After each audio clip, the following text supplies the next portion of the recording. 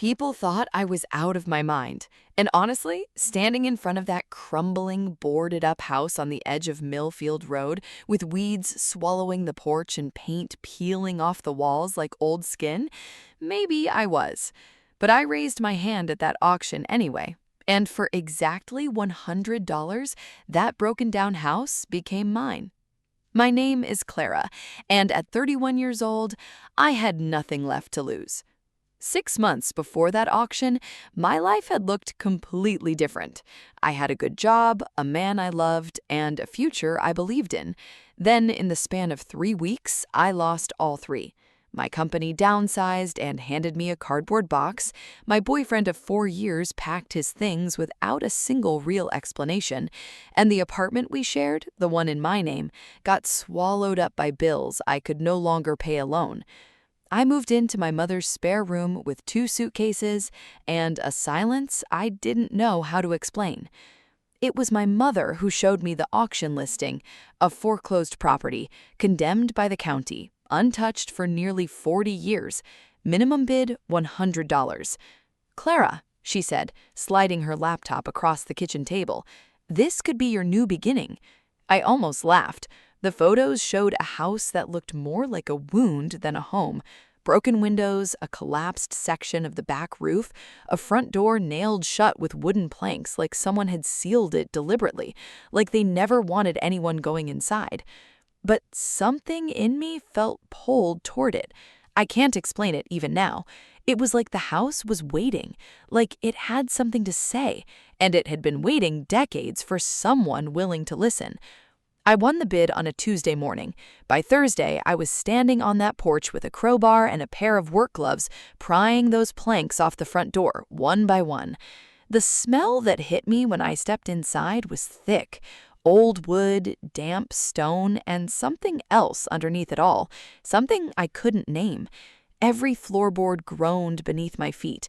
Cobwebs draped the ceiling like curtains. The wallpaper had bubbled and peeled back in long, curling strips. It was a mess, a beautiful, heartbreaking mess, and I loved it immediately. I told myself I would renovate it room by room, sand the floors, replace the windows, tear out the broken walls, and build something new. I had watched enough tutorials online to be dangerous, and just enough savings left to get started. What I didn't know that day, standing in that dusty hallway with dust motes floating through the broken light, was that this house wasn't just hiding decades of neglect. It was hiding a secret someone had fought very hard to bury. The first 2 weeks were brutal and beautiful at the same time. I worked from sunrise to sunset, hauling out rotted furniture, ripping up destroyed flooring, scrubbing walls that hadn't felt a human hand in 40 years. My arms ached, my knees ached, but for the first time in months, I felt like I had a purpose again. I documented everything on my phone: the peeling ceilings, the rusted pipes, the strange carved initials I found inside a closet. People online started following along. They called the house the $100 mystery. They cheered me on. It kept me going on the days I wanted to quit. Then I reached the hallway. The house had 3 bedrooms, a kitchen, and a sitting room. I had already mapped out every wall, every corner. But when I started tearing out the old drywall in the back hallway, the section that had always felt slightly off, slightly too short, my crowbar hit something unexpected: solid brick, behind the drywall. I stepped back and looked at the wall properly for the first time. Then I looked at the house's original floor plan, a grainy copy I had found at the county records office. According to that plan, there should have been a room there, a 4th room, tucked behind the hallway, no bigger than a large closet. It wasn't on any of the later documents. It had simply been removed, walled over, sealed. My hands were shaking when I picked up the crowbar back up. It took me 3 hours to break through enough brick to squeeze inside, and what I found on the other side stopped me cold. The room was small, maybe 10 feet by 10 feet, untouched, like a time capsule sealed in amber. A wooden rocking chair sat in the corner, facing the wall. Beside it, a small table.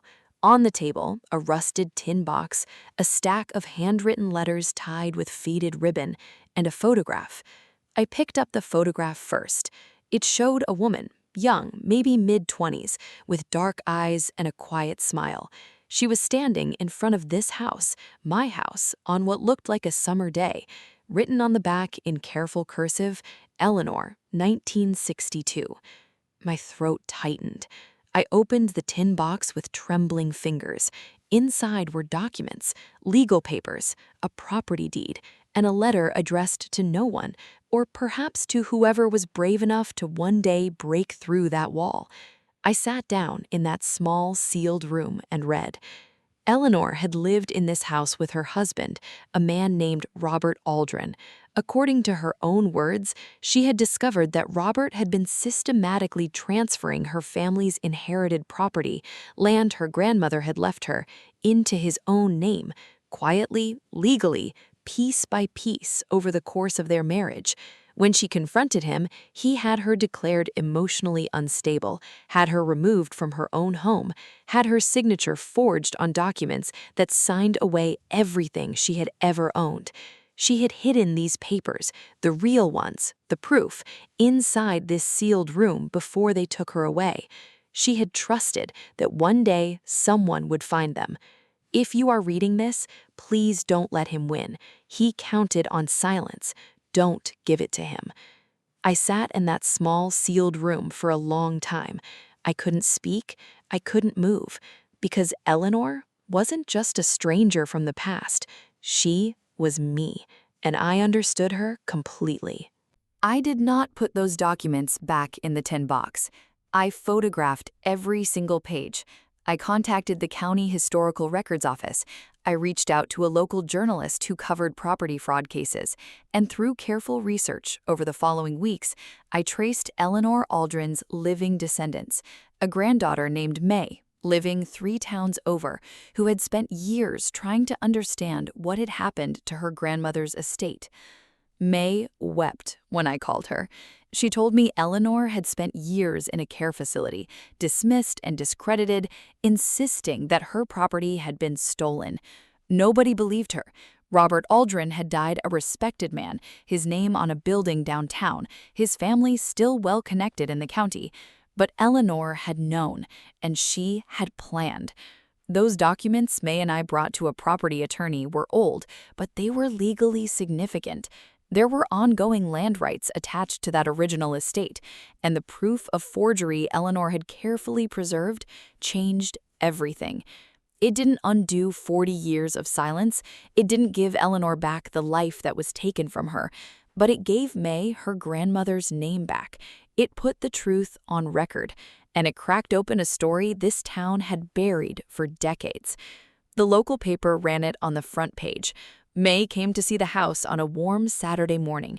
She stood in that small, sealed room and ran her hand along the brick wall her grandmother had once hidden behind. She didn't say much, neither did I. Some moments are too full for words. Before she left, she hugged me at the front door and said quietly, "She picked the right person to find her." I thought about that for a long time afterward. I think about it still. This house didn't just give me 4 walls and a roof, it gave me back my sense of purpose. It reminded me that the things people try hardest to bury, the truth, the pain, the proof, have a way of surviving, of waiting, of finding their moment. Eleanor waited 40 years for justice. I had been broken for 6 months and thought my story was over. Neither of us was as finished as the world wanted us to be. If you are going through something right now, if someone has taken something from you, silenced you, made you feel small, remember this: seal your truth somewhere safe. Someone will find it. Someone always does. And sometimes that someone is you.